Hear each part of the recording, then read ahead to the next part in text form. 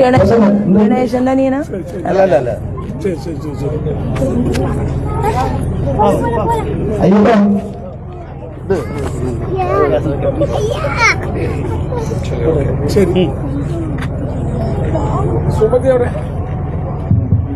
പ്രിയപ്പെട്ട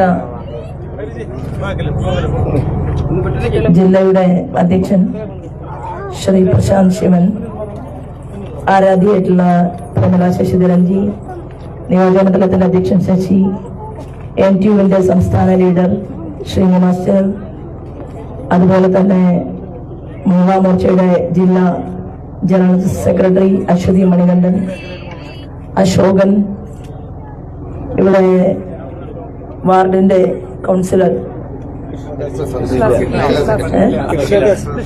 ദാസേട്ടൻ്റെയാണോ? നമ്മുടെ പ്രിയപ്പെട്ട ശ്രീ കൃഷ്ണദാസ്, ഹരി, എന്റെ മുന്നിലുള്ള സ്നേഹനദികളായിട്ടുള്ള സഹോദരി സഹോദരന്മാരെ, ഏവർക്കും ഹൃദയപൂർവ്വം നമസ്കാരം.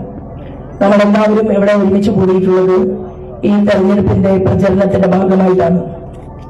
എനിക്ക് പറയാനുള്ളത്, നമ്മുടെ ആരാധനായിട്ടുള്ള രാജ്യത്തിന്റെ പ്രധാനമന്ത്രി തന്നെ പാലക്കാട് ഭാരതീയ ജനതാ പാർട്ടി നേതൃത്വം നൽകുന്ന NDA വിജയിക്കേണ്ടതിന്റെ ആവശ്യകത നമ്മളോട് പറഞ്ഞു കഴിഞ്ഞു. ഇനി ഈ പ്രദേശത്തെ ഓരോരുത്തരും എല്ലാ വീടുകളിലും കയറി ചെന്നുകൊണ്ട് BJPക്ക് വോട്ട് ചെയ്ത്, നേരത്തെ ഇവിടെ ഒരു കുട്ടി പറഞ്ഞതുപോലെ വലിയ ഭൂരിപക്ഷത്തിൽ ശോഭനയെ വിജയിപ്പിക്കണം എന്ന് പറയാൻ വേണ്ടിയാണ് അത്ര പലരും വീടുകളിൽ പോകുന്നത്. BJP ജനമധ്യത്തിൽ ഇറക്കിയിട്ടുള്ള നമ്മുടെ ഒരു മാനിഫെസ്റ്റോ ഉണ്ട്. അത് യുവാക്കൾക്ക് വേണ്ടിയിട്ടുള്ളതാണ്. ആരോഗ്യ മേഖലയ്ക്ക് വേണ്ടി നമ്മൾ ഒരു പ്രകടന പത്രിക ഇറക്കിയിട്ടുണ്ട്. നമ്മുടെ BJPയുടെ മാനിഫെസ്റ്റോ പ്രാവർത്തികമാക്കാൻ വേണ്ടിയിട്ടുള്ളതാണ്.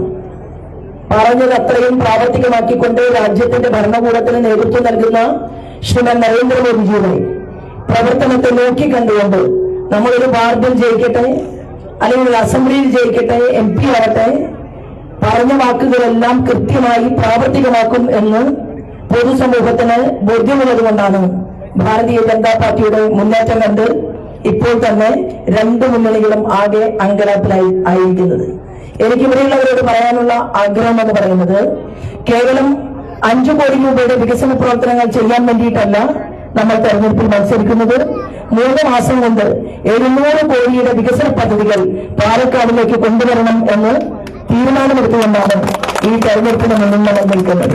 ഇവിടുത്തെ കുട്ടികൾക്ക് പഠിക്കാൻ നല്ല സ്കൂളുകൾ, കോളേജുകൾ, നമുക്ക് ജോലി ചെയ്യാൻ ആവശ്യമായിട്ടുള്ള സാഹചര്യങ്ങൾ, കേരളം രാജ്യവ്യാപകമായി നമ്മുടെ നാട് മുന്നോട്ട് പോകുമ്പോൾ ഈ കേരളത്തിലേക്ക് കിട്ടുന്ന കോടാനുകോടി രൂപ എങ്ങനെ ചിലവഴിക്കുന്നുവെന്ന് ചർച്ച ചെയ്യാനും ചോദിക്കാനും ആവശ്യമായ ഇടങ്ങളിലെല്ലാം തന്നെ ആ വികസനം എത്തിക്കാനും പ്രതിജ്ഞാബദ്ധമായി കൊണ്ട് നിങ്ങളുടെ മുന്നിൽ നിൽക്കുന്ന എനിക്ക് ഓരോ ദിവസവും രാവിലെ നിങ്ങൾ അമ്പലത്തിൽ പോകുന്നവരുണ്ട്, അതുപോലെ തന്നെ പള്ളിയിൽ പ്രാർത്ഥിക്കുന്നവരുണ്ട്. എല്ലാവരും പ്രാർത്ഥിക്കേണ്ടത് ഞങ്ങളുടെ ശോഭ ജയിക്കണമെന്ന് പ്രാർത്ഥിക്കണം എന്ന് ഇവിടെ നിൽക്കുന്ന മുഴുവനാളുകളെയും അഭ്യർത്ഥിച്ചുകൊണ്ടാണ് ഞാൻ എനിക്ക് സ്വീകരണത്തിന് ഹൃദയപൂർവ്വം നന്ദി പറയുകയാണ്. അമ്മമാരിൽ ഒരാൾ എന്നോട് പറഞ്ഞു, ഞങ്ങൾ മണിക്കൂറുകളായി ഇവിടെ കാത്തു നിൽക്കുകയാണ്. മണിക്കൂറുകളായിട്ട് കാത്തു നിൽക്കാനുള്ള കാരണം എന്ന് പറയുന്നത്, നമ്മൾ നിശ്ചയിക്കുന്ന പരിപാടിയേക്കാൾ കൂടുതൽ റോഡരികിൽ ആളുകൾ ഇറങ്ങി നിൽക്കുകയാണ്. അപ്പൊ ഒന്ന് കൈ കാണിക്കുമ്പോൾ അവർ ഇറങ്ങാൻ പറയുകയാണ്. അപ്പൊ സ്ഥാനാർത്ഥി ഇറങ്ങാതെ പോകുന്നത് ശരിയല്ല എന്നുള്ളത് കൊണ്ട് മണിക്കൂറുകൾ വൈകി നമ്മുടെ പ്രചരണ പരിപാടി മുന്നോട്ട് പോവുകയാണ്. എല്ലാവരും സാദരം ക്ഷമിക്കണം. എന്നിട്ട് വീണ്ടും സഹോദരി പറഞ്ഞു, ഇനി എത്ര മണിക്കൂർ കഴിഞ്ഞാലും ഞങ്ങൾ സ്ഥാനാർത്ഥിയെ കണ്ടിട്ട് പോകൂ എന്ന് പറയുന്ന ആ ഹൃദയ ശുദ്ധിയും ആ സ്നേഹവും അതുതന്നെയാണ് എനിക്കുള്ള മുതൽക്കൂട്ട് എന്ന് ഞാൻ കരുതുന്നു. തീർച്ചയായിട്ടും നിങ്ങൾ ഓരോരുത്തരും നെറുകയിൽ കൈവച്ച് അനുഗ്രഹിക്കണമെന്നും ഈ വികസന പ്രവർത്തനങ്ങളുടെ മുന്നോടിയായിട്ട് എന്റെ കരങ്ങളിൽ നിങ്ങളുടെ ഹൃദയം ചേർത്ത് വെക്കണമെന്നും പറഞ്ഞുകൊണ്ട് ഞാൻ എന്റെ വാക്കുകൾ നിർത്തുന്നു. വന്ദേ മാതരം.